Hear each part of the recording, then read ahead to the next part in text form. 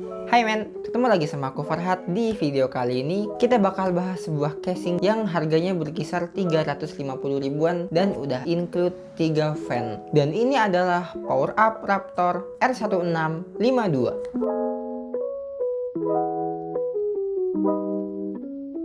Di paket pembelian kita mendapatkan casingnya, 3 fan RGB dan baut-bautnya. Di bagian build quality dan desain, case ini berbahan metal dengan ketebalan sekitar 1 mm dengan tempered glass di depan dan di samping. Yang depan ini punya tebal sekitar 3 mm dan yang samping punya tebal sekitar 2 mm. Casing ini punya panjang 33 cm, lebar 18 cm, dan tinggi 42 cm. Casing ini punya berat 5 kg, dan casing ini bisa muat mini ITX, micro ATX, full ATX. Casing ini bisa muat 3 buah fan di depan, 2 buah fan di atas, dan 1 buah fan di belakang. Dan semuanya ukuran 12 cm. Tapi untuk radiator dia support di bagian depan cuma 240 mm karena di bagian bawahnya dia bakal mentok sama PSU covernya. Terus untuk di bagian atas, menurutku dia bakalan mentok kalau kalian pakai RAM yang heatsinknya gede. Jadi mungkin nggak muat untuk di atas. Tapi dia masih bisa muat radiator 120 mm di bagian belakang. Untuk ukuran maksimal CPU cooler tower, dia bisa masuk sekitar 17 cm. Dan untuk VGA-nya dia bisa sampai 28 cm. Untuk storage-nya, dia bisa muat harddisk 3,5 mm dan SSD SATA di bagian bawah, posisinya lesehan. Dan kemudian ada satu lagi di bawah PSU cover, jadi ngegantung atas bawah. Cuman sayangnya kabel manajemen di casing ini terbilang sempit, meskipun dia punya cembungan keluar yang bisa bikin ada ruang sekitar 1 cm untuk kabelnya. Cuman bagiku sih ini masih tetap kerasa sempit sih. Kemudian pindah ke front panel, kita dapat tombol power, tombol reset, 2 buah USB A 2.0 dan 1 buah USB A 3.0, sama ada jack audio 3,5 mm untuk mikrofon dan speaker.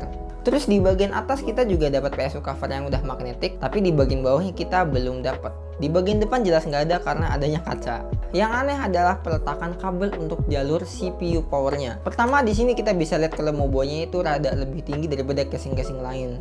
Jadi dia tuh kayak mentok langsung ke atas. Jadinya lubang yang kayaknya fungsinya untuk jalur kabel CPU malah ketutupan sama mobonya sendiri. Dan akhirnya kalau di aku tindihin aja kabel CPU-nya sama mobo dan alhamdulillah jadi. Kayaknya sih nggak ada masalah sih ya, cuman kurang tahu juga sih. Ya itu masalahnya lah, kabel manajemennya itu kurang bagus di casing ini. Terus kita bakal lanjut untuk tes airflow-nya, apakah dia bagus atau enggak. Untuk spesifikasi pengetesannya di kali ini kita pakai Core i5 3470 dengan fan prosesor standar Intel dan 4 buah fan. Yang 3 buat intake, yang 1 buat exhaust. Di sini kita coba pakai Cinebench R15 yang di looping 5 kali. Di casing tertutup idle-nya di sekitar 47 derajat Celcius. Dan kalau lagi full load maksimalnya ada di 75 derajat Celcius. Kemudian kita coba lagi dengan kondisi casing terbuka set panelnya, tapi front panelnya masih tertutup.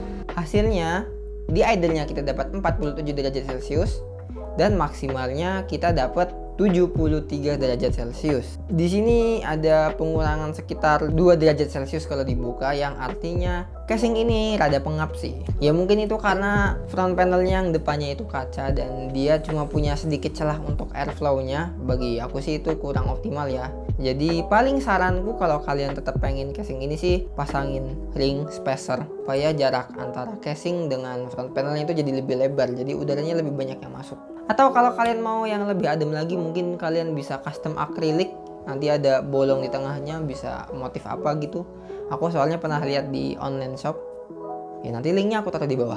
Oke, jadi kesimpulannya casing ini adalah casing yang ya lumayan murah sih. Di 350.000 udah dapet 3 fan kan, lu murah ya kan. Cuman sayangnya yaitu airflow-nya kurang sama kabel manajemennya. Aduh ampun, aku kurang suka sih.